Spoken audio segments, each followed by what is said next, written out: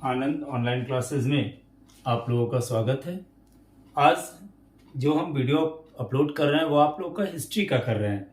जैसा आप लोग देखे होंगे या हमारे वीडियो को यदि बराबर देखते होंगे तो आप देखे होंगे कि मैं दिल्ली सल्तनत से शुरू किया हूं और दिल्ली सल्तनत में कुल मिलाकर 5 वंश का उदय हुआ था, जिसमें से हम गुलाम वंश, खिलजी वंश, तुगलक वंश का बात कर चुके हैं और आज जो हम बात करने वाले हैं सैयद वंश की बात करेंगे। इसके बाद जो अगला वीडियो दूंगा वो दूंगा आपको मैं लोधी वंश का। हमारा जो ये काल चला यानी जो दिल्ली सल्तनत का जो काल चला वो आपका गुलाम वंश से शुरू हुआ, यानी 1206 ईस्वी से शुरू हुआ है और 1526 तक का आपके पास मैं वीडियो अपलोड करूंगा, जिसमें से आज जो हम बात करने वाले हैं वो आपको याद होगा कि हम जब तुगलक वंश किए थे तो तुगलक वंश का अंत 1398 ईस्वी के लमसम हो गया था। फिर छोटे छोटे शासक राज्य किए। उसके बाद आपको एक शासक खिज्र खां, जो क्या था तो तैमूर लंग का सेनापति था, जिसको कि तैमूर लंग जाते वक्त मुल्तान और लाहौर एवं दीपालपुर का शासक घोषित कर गया था। उसके बाद उसने फिर आपको दिल्ली सल्तनत में भी अपना कब्जा किया और दिल्ली सल्तनत का भी शासक बना। इसका शासक बनने का कह सकते हैं कि जो शुरुआत हुई वो हुई 1414 ईस्वी को, 28 मई 1414 ईस्वी को। और ये शासन तंत्र जो चला है वो चला है आपका, लास्ट हुई है 19 अप्रैल 1451 ईस्वी को। ऐसे इसका अंतिम शासक जो था आपका सुल्तान अलाउद्दीन आलम शाह, वो आपको 17 को ही बहलोल को अपनी गद्दी को देकर के अपने गद्दी देकर के मुल्तान चला गया था। तो सैयद वंश की उत्पत्ति तो ठीक है, सैयद वंश के काल में कोई खास काम नहीं है, किसी तरह की कोई डेवलपमेंट नहीं है, सिर्फ एक दो इक्का दुक्का छोड़ करके कोई खास हिस्ट्री सेक्शंस का ये इंपॉर्टेंट पार्ट्स नहीं है। लेकिन चूंकि ये काल चला तो इसकी स्थापना हुई, लगभग ये 37 वर्ष तक शासन किया है। उसके बाद जैसा कि सभी शासनों में हुआ, जितना भी वंशों का शासन हम लोग देखे उसमें यही देखे कि यदि योग्य शासक उसकी स्थापना किया तो उसका विनाश भी उसके शासक के द्वारा हुआ। और उसका मूल कारण क्या था तो अयोग्यता। अयोग्य शासक मिले और उस वंश का विनाश हो गया, चाहे वो गुलाम वंश हो, चाहे लोधी वंश हो, जो भी वंश की बात करेंगे, खिलजी वंश हो, तुगलक वंश हो, सब में यही हुआ है। आप लोग देखे होंगे जब हम बात किए, आपको गुलाम वंश के बारे में बात किए, उसके बाद आपको खिलजी वंश के बारे में बात किए, तुगलक वंश के बारे में बात किए, ठीक वही सब उसमें स्थिति हुआ। सब में अंतिम शासक थोड़ा अयोग्य मिलते गए और धीरे धीरे अयोग्यता होती गई और धीरे धीरे वो सब वंश जो होते हैं वो संकुचित होते गए। ये भी वंश आपका टोटल इसमें 4 शासक हुए, कोई खास किन्हीं का कोई खास काम नहीं। सबसे पहले तो सैयद वंश जो था, जो सैयद लोग अपने आप को क्या मानते थे तो मोहम्मद के वंशज मानते थे। ये लोग सैयद वंश थे जो मोहम्मद के वंशज मानते थे, इसीलिए ये लोग सैयद यानी सैयद वंश के नाम से जाने लगे, क्योंकि मोहम्मद को हम लोग सैयद ही कहते हैं।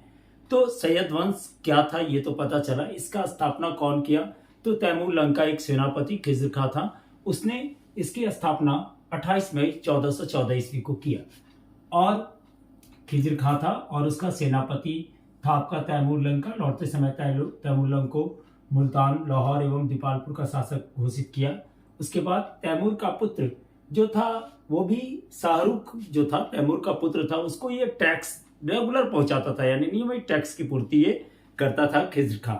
अचानक इसकी मृत्यु, नेचुरल डेथ होती है, इसकी मृत्यु आपका 20 मई 1421 ईस्वी को हो गया। इसने सुल्तान की उपाधि न धारण करके, यानी इसने सुल्तान की उपाधि को धारण नहीं किया था, क्योंकि उसने देखा था कि जो भी सुल्तान का उपाधि धारण किए थे वो थोड़ा सा ठीक से शासन तंत्र नहीं चला था, इसलिए इसने जो उपाधि धारण की वो की रहते आला। रहते आला कहने का मतलब होता है कि पूरे क्षेत्र का देखभाल करने वाला, यानी कहने का मतलब वो जो शासक बना था तो वो क्षेत्रीय देखभाल करने वाला था खिज्र खां। उसकी मृत्यु हो गई। उसके बाद उसका पुत्र मुबारक खां गद्दी पर बैठा। सामान्य जनजीवन, कोई किसी का कोई खास काम नहीं, ठीक है। मुबारक खां गद्दी पे बैठे, उन्होंने क्या चीज की उपाधि ले ली तो शाह की उपाधि धारण कर ली। शाह की उपाधि धारण करके वो गद्दी पे बैठे। यदि हमको सैयद वंश के बारे में ज्यादा जानकारी लेना है तो आपका याहिया बिन अहमद सरहिंदी, जिसका कि मुबारक शाह का बहुत ज्यादा उस पर शागिर्दी थी, यानी मुबारक शाह के अंदर में रहता था और उसकी सभी बातों को वो सुनता था। उसने क्या किया, तो एक तारीख मुबारक शाही पुस्तक लिखा जिसमें आपको सैयद वंश के बारे में जानकारी दी हुई है, जो लिखा हुआ याहिया बिन अहमद सरहिंदी के द्वारा। इस क्वेश्चन को जरा ध्यान दीजिएगा, कभी कभी आता है कि तारीख मुबारक शाही के लेखक कौन है, तारीख मुबारक शाही किनके शासनकाल में लिखा गया, तारीख मुबारक शाही किस वंश के से रिलेटेड है, समझ रहे हैं। चलिए, अब इनका मुबारक खां का काम क्या था, तो ये यमुना नदी के किनारे, दिल्ली के पास यमुना नदी के किनारे जो है मुबारकाबाद शहर की स्थापना किए थे अपने नाम से। बस इस पूरे शासक में यही एक काम किया गया। उसके बाद ये इनकी मृत्यु हुई। मृत्यु के बाद इनका पुत्र, जो दत्तक पुत्र था, वो गद्दी पर बैठा, जिसका नाम मोहम्मद खान था। ये भी कोई योग्य शासक नहीं था, शासन तंत्र में उतनी उसकी बुद्धि नहीं थी, इसलिए इसने क्या किया, अपने मृत्यु के पूर्व ही अपने पुत्र अलाउद्दीन आलाम शाह को गद्दी पे दे दिया।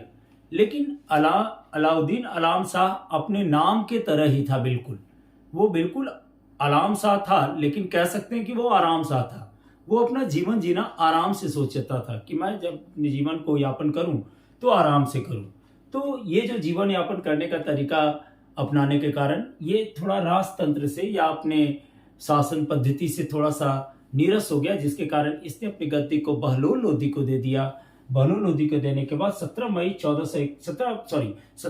1451 ईस्वी को इसने गद्दी दे दिया और यहाँ से कहाँ चला गया, तो मुल्तान चला गया। और उसके बाद आपकी बहलोल लोदी की वंश की स्थापना होती है। कहने का मतलब, एक बात आप लोग देखे होंगे कि जैसे बहुत सा दिल्ली सल्तनत में शासक हुए, वंश हुए, उसमें सभी लोग कुछ न कुछ दिनों तक रहे, लेकिन सभी लोगों का औसतन ऐसा कुछ नहीं रहा जो एक बड़ा साम्राज्य घोषित करते। ऐसा कोई भी किन्हीं का नहीं हुआ है। दिल्ली सल्तनत में किन्हीं का कोई बड़ा साम्राज्य नहीं हुआ है, यानी कोई भी शासक यदि रहे हैं तो आपको 100 वर्ष के अंदर ही चले गए हैं। 100 वर्ष से ज्यादा रहने वाला थोड़ा बहुत आपका कह सकते हैं, तो कोई लगभग रहे ही नहीं। थोड़ा बहुत क्या कहते, कोई रहे ही नहीं थे, सिर्फ कह सकते हैं। तो सब 80-70 वर्ष मिनिमम। तो आप देख लीजिए, सैयद वंश 37 वर्ष ही रहा, खिलजी वंश 30 वर्ष ही रहा, ठीक है। तो कहने का मतलब सब छोटे छोटे समय काल में ही रहे और छोटे छोटे समय काल में ही इनका खत्म हो गया। अब बहलोल लोदी ने किसका स्थापना कर दिया, तो लोदी वंश का। नेक्स्ट वीडियो में लोदी वंश के बारे में बात करेंगे। उसके बाद हम लोग चलेंगे मुगल काल में, जब इब्राहिम लोदी की ये, तो मुगल काल आ जाएंगे तो मध्यकालीन भारत में इन करेंगे थोड़ा सा, ठीक है। अभी दिल्ली सल्तनत की बात की है, एक बार फिर से रिवीजन कर दे रहा हूं कि संस्थापक दिल्ली सल्तनत का चौथा वंश सैयद वंश, स्थापना 28 मई 1414 ईस्वी को, अंत कब, तो 19 अप्रैल 1451 ईस्वी को। संस्थापक कौन, खिज्र खां। ये कौन था, तो तैमूरलंग का सेनापति था। भारत से लौटते समय तैमूरलंग इसको कौन कौन सर दिया, तो मुल्तान, लाहौर और दीपालपुर का शासक बना दिया। तब भी इसका मन नहीं भरा, वो दिल्ली की सल्तनत पे अपना कब्जा कर लिया, ठीक है। उसके बाद जो बात कर रहे हैं, दिल्ली सल्तनत पे कब्जा किया, लेकिन उसके बाद भी तैमूर के पुत्र शाहरुख को वो क्या करता था, तो टैक्स देता रहता था नियमित, ठीक है, भेजा करता था। उपाधि किसने लिया, तो रैयत आला रैयत के मालिक का उपाधि लिया। इसकी मृत्यु 1421 ईस्वी को हो जाती है। नेचुरल डेथ होता है, किसी तरह का कोई भी युद्ध या वार में ये मारे नहीं जाते। कोई शासक ही वैसा नहीं है जो इस वंश का किसी युद्ध में लड़ा हो, ठीक है। उसके बाद उसका पुत्र मुबारक खां गद्दी पे बैठा। मुबारक खां गद्दी पे बैठने के बाद उसने उपाधि शाह का धारण किया। सैयद वंश की जानकारी लेना है तो पुस्तक तारीख मुबारक शाही का अध्ययन कीजिए। और तारीख मुबारक शाही जो लिखा हुआ है वो आपका याहिया बिन अहमद सरहिंदी की लिखी हुई है। इसके दत्तक पुत्र ये क्या किए, तो मुबारक खान ने यमुना नदी के किनारे मुबारकबाद शहर को बनाया। उसका दत्तक पुत्र मोहम्मद खान था, जो उसके बाद गद्दी पे बैठा। उसके बाद मृत्यु के पूर्व भी इसने गद्दी को किसको दे दिया, तो अपने पुत्र सुल्तान अलाउद्दीन आलम शाह को। और सुल्तान अलाउद्दीन आलम शाह इतना अय्याश आदमी था कि इसने 17 अप्रैल 1451 ईस्वी को यह अपना गद्दी बहलोल लोदी को देकर मुल्तान चला गया। समझ गए। चलिए, आप मेरे वीडियो को काइंडली करके आप लोगों से अनुरोध कर रहे हैं कि हमारे चैनल को सब्सक्राइब कीजिए। वो आपके लिए मैं बता रहा हूँ, क्योंकि आपके लिए मैं डिफरेंट टाइप्स का वीडियो डाल रहा हूँ। डिफरेंट जो भी आपका यूज होगा उस वीडियो की नोटिफिकेशंस मिलेगी और आप उसको यूज कर सकते हैं। इसलिए काइंडली कर मेरे वीडियो को सब्सक्राइब कीजिए, क्योंकि जो भी मैं दे रहा हूँ बिल्कुल एक डेट वाइज कलेक्शंस आपको मिलेगी। हिस्ट्री भी पढ़ा रहा हूँ तो पूरे डेट का, अभी एनिशिएंट शुरू नहीं किया है, अभी हम इसके बाद मेडिवियल में जाएंगे, ठीक है। तो आप लोग एक डेट वाइज कीजिएगा, 1-2 महीने बाद खुद ब खुद देखिएगा कि आपको एक जीके का एक लेवल मिलेगा। ठीक है, तो आप हमारे चैनल को सब्सक्राइब कीजिए, इसलिए हमने मतलब कहने का मतलब हर तरह का वीडियो आपको अपलोड कर रहे हैं। ठीक है, चलिए, थैंक यू।